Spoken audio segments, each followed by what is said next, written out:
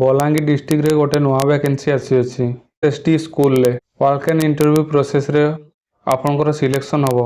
आपनको गोटे मास रे maximum 40 T class रहिबो। पर क्लास आपनको 300 टका करि देबे प्राइमरी लेवल ले। सेकेंडरी लेवल ले आपनको 40 टका करि पर क्लास देबे। सेकेंडरी रे आपनको सैलरी 15000 16000 भीतर रहिबो। प्राइमरी स्कूल ले आपनको सैलरी 10000 12000 मध्य रे रहिबो। एज आपनकर मैक्सिमम 62 आउ जदि आपण रिटायर्ड टीचर हेइथिबे तेबे आपनकर एज 65 भीतर रहिथिबा दरकार। टीचर जहा ड्यूटी आपनको सबु करिबा पई पड़िबो। क्लास 1 रो क्लास 7 पई आपण +2 आर्ट्स किंबा साइंस रे मिनिमम 50% मार्क रहिथिबा दरकार। ता सांगरे आपण सिटी किंबा डीआईटी कंप्लीट करथिबा दरकार। क्लास 8 रो क्लास 10 पई आपण बीए बीएससी रे मिनिमम 50% मार्क रखिथिबा दरकार।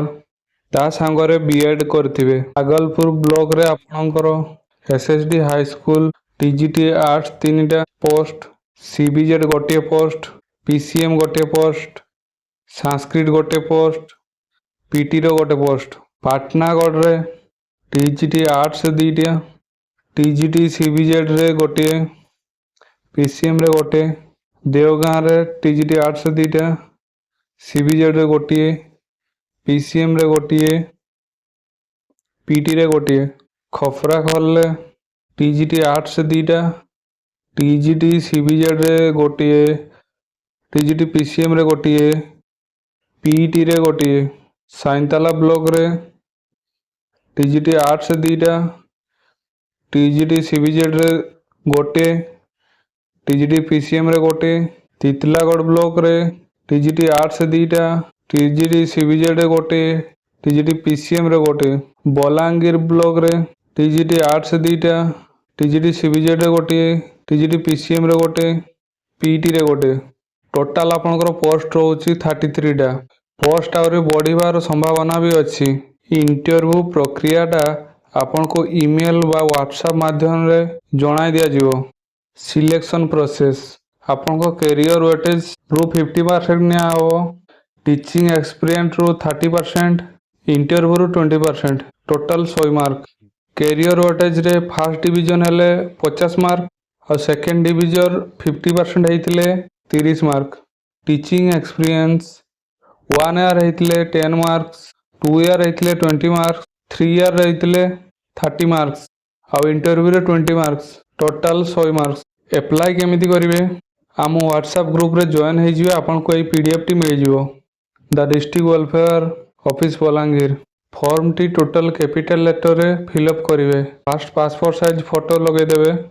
नाम, फादर नाम, at, post, via, dist, pin code, mobile number, permanent address, date of birth, आपनकर केते वर्ष हैला, केते मास, केते दिन, जेंडर कौन, एठी आपनकर एजुकेशनल क्वालिफिकेशन सब डिटेल्स दे देबे।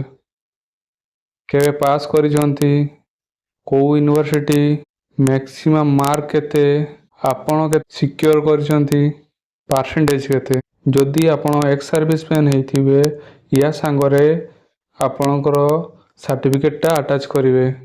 तापर डिक्लेरेशन रे सिग्नेचर प्लेस डेट दे identity proof, PAN, Aadhaar, voter, driving licence, भीतर गोटेर Xerox, qualification Xerox, passport size 2टा फोटो, एक्सपीरियंस सर्टिफिकेट तार जेरॉक्स, को पोस्ट पई अप्लाई करछंती लफाफा ऊपर लिखिवे।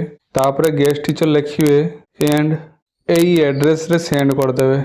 The district welfare office Balangir, district Balangir, Odisha 767001। 15 तारिख आगरू अप्लाई करिले आपनका एप्लीकेशन टा रिसीव होबो, ना तो रिजेक्ट कर देवे। बहुत कम टाइम अछि। जदि अप्लाई करिवे जल्दी कर देवे। आउ जहाँ भी जॉब बाहरुछि आम चैनल रे सबु जॉब रो अपडेट हे जाउछि।